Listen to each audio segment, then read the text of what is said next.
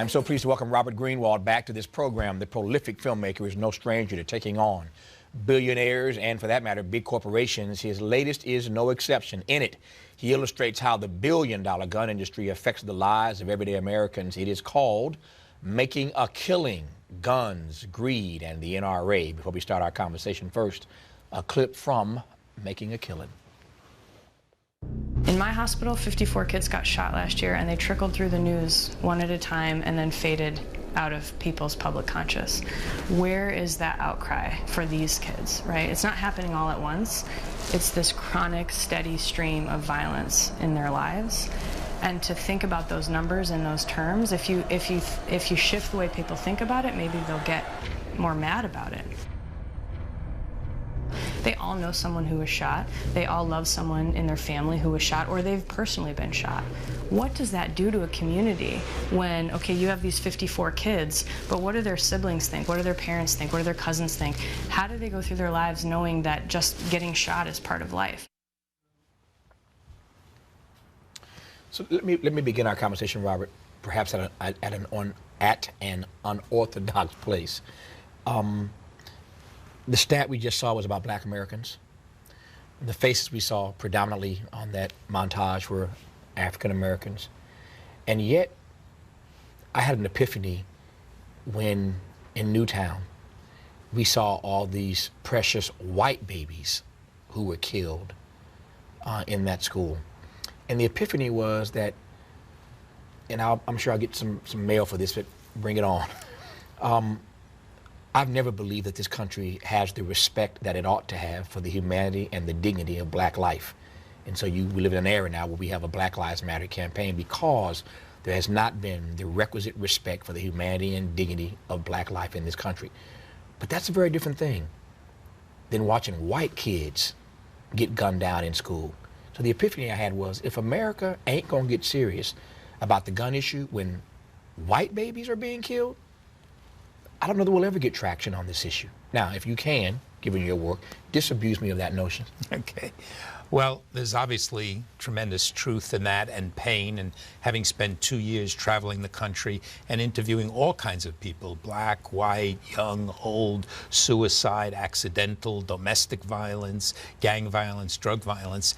It's an epidemic. It's an extraordinary epidemic. And the reason we're in the middle of it, as we make clear in the film, is money. Money of the gun companies, money of the NRA. They're making hundreds of thousands of dollars.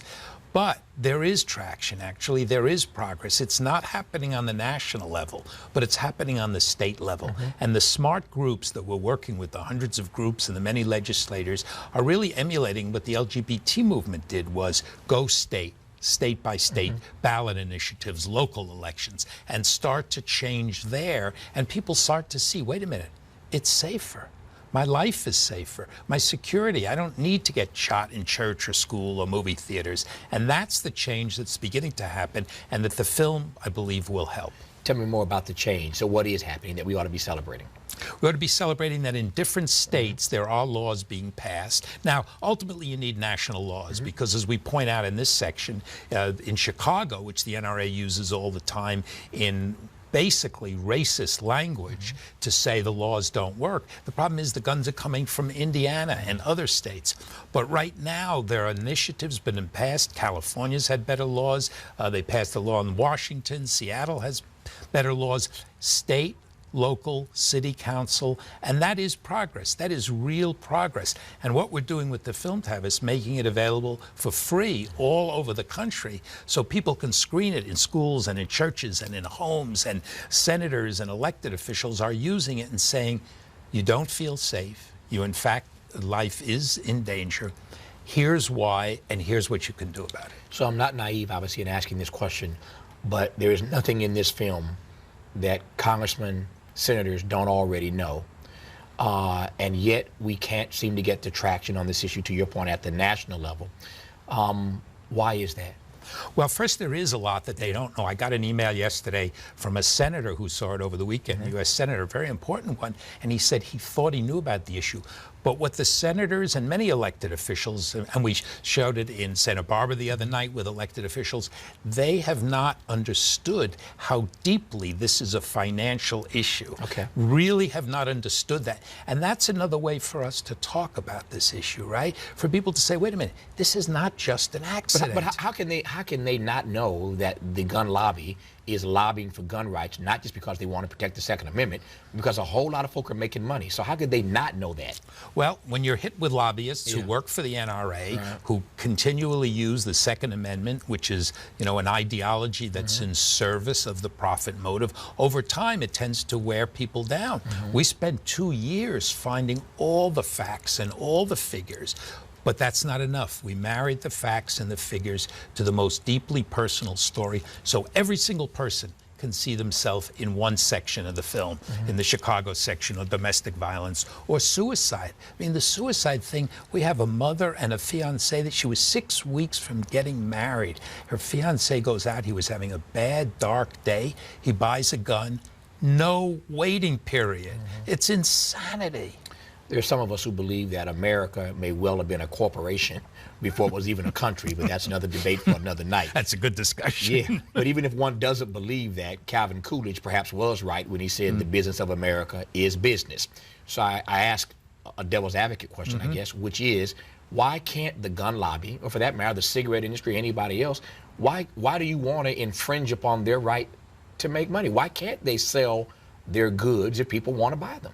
Well, they can sell them if people want to buy them, but capitalism has always functioned best when there are protections. The last 30 years, with inequality, with the 1% rising, with corporations in a small segment of our country having more and more power, we're seeing those protections being taken away more and more. And we know we've had a lot of films dedicated to that, Koch brothers or Walmart or Fox News that we've discussed. And I think there's a possibility, it's not easy and it's not quick, but what the Koch brothers and the NRA and others have in common, they look at this as a long-term fight. We need to look at it as a long-term fight, shifting politics, pointing out the greed, attacking the ideology, and talking to people who know they are not as safe as they want to be.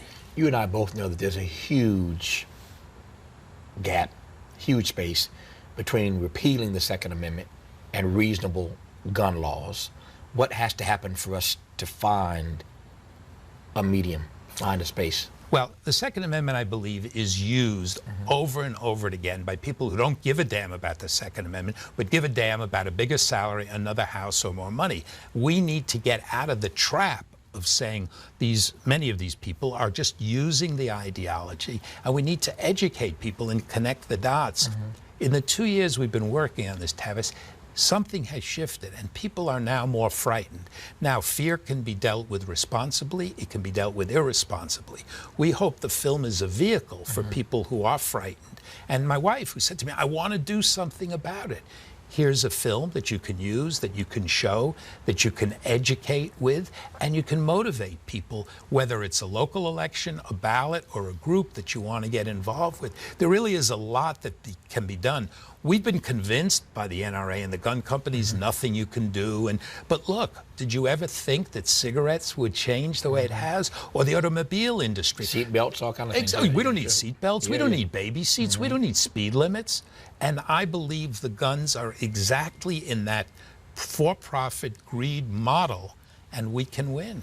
The flip side to that argument, again, playing devil's advocate here, though, is that this democracy is predicated upon the belief, ostensibly, that the demos, we the people, have the agency, that we have the power, that we have the control.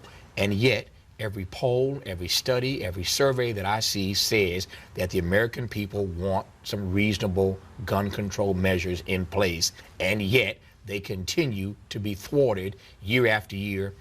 Why? Why? Because the other side has had money and it's had passion. And again, the film is a tool for people to use to create that passion. Somebody high up in the White House said to me, you know, our side gets activated when it's in the headlines. Then it's out of the headlines. The other folks stay active. We need to stay active. All of us need to stay active and committed when it's not in the headlines, and work and work through elected officials or work through groups. There's lots of possible ways of doing it. But again, it's not a quick, instant process. It's not one thing and it's fixed. I got 35 seconds here. In this election season, the issue has certainly been debated on the Democratic side. Bernie and Hillary have a somewhat distinct, different point of view. Maybe I shouldn't say it's that different, but there's a nuanced view, let me put it that way. A nuanced opinion that they occupy different spaces on the gun control issue. How do you see this issue, if at all, playing out on the presidential calendar this time around? Well, we released it this year because of the presidential election, like we did with our war profiteering movie, so that hopefully the candidates and people all over the country who will get the film will be using it and pushing and saying, I want my elected officials at whatever level to talk about profit, to talk about greed. I want to be safer. I want my elected officials to make me safer. And that requires taking on the NRA and taking on the gun companies. The film is called Making a Killing, Guns, Greed, and the NRA, brought to us by perennial and brilliant filmmaker Robert Greenwald. Good to have you on, Robert. Thank you. Good to see you, my friend. That's our show for tonight. Thanks for watching, and as always, keep the faith.